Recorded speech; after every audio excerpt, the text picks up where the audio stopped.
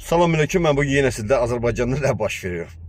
Xanım Münsif Qazaxstanda keçirən musiqi yarışmasında erməni iştirakçıya 12 bal verdi və sonra da ondan da qucaqlaşıb görüşdülər.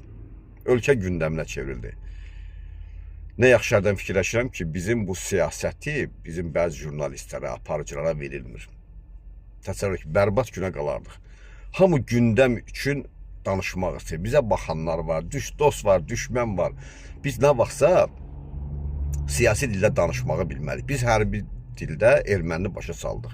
Bizim indi siyasi dilimiz var. Bu xanım elədiysə siyasi dildir. Yəqin görün ona təlim veriblər, necə lazımdır, o da o cür davranır. Amma bizdə bunu gündəmə çevirmək, bütün sosial şəbəkə vasitəsilə bizə baxanlara da bizim özümüzü bir millət olaraq belə bu cür nümayiş elətdirmək, bu özü ən azı siyasi körlükdür. Azərbaycanda qeyrəti ancaq sözdə bilənlər, müharibəni ancaq televiziya ekranlarından ya sosial şəbəkədə görən adamlar da qeyrətdən, namusdan da. Yenə bu xanımın atası qazidir, özü də hərbiçi ailəsində, yüksək zabitdir babası da.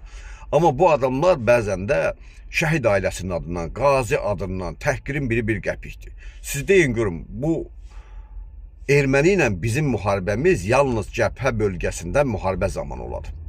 Ancaq başqa vaxt, başqa yerlərdə bizim siyasi mübarizəmiz var, siyasi müharibəmiz var. Bunun da öz dili var. Bu xanımın da apardığı, bax, həmin siyasi dildir. Burada qeyri-adi belə də bir nəsə yoxdur, qucaqlaşdı filan, bəşməkan. Bizim onda ermənilər Bakıya gəlmişdi də.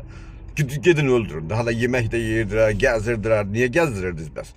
Yəni, bir siyasətin nə olduğunu bilən adamlar, bəzən yüksək partiyanı təmsil edən adamlar da baxırsan, görürsən nə danışdıqlarına. Yəni, gündəm üçün kim nə istəyir, onu danışım. Hamının dediyini deyim, yəni bir tutuquşu kimi təkrara verib.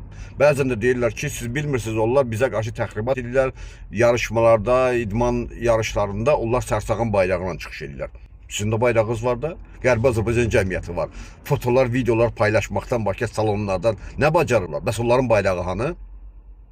Bəs onlar nə işlə məşğuldurlar? Bax, onların işini bəzən bu xanım görür. Sağ olun.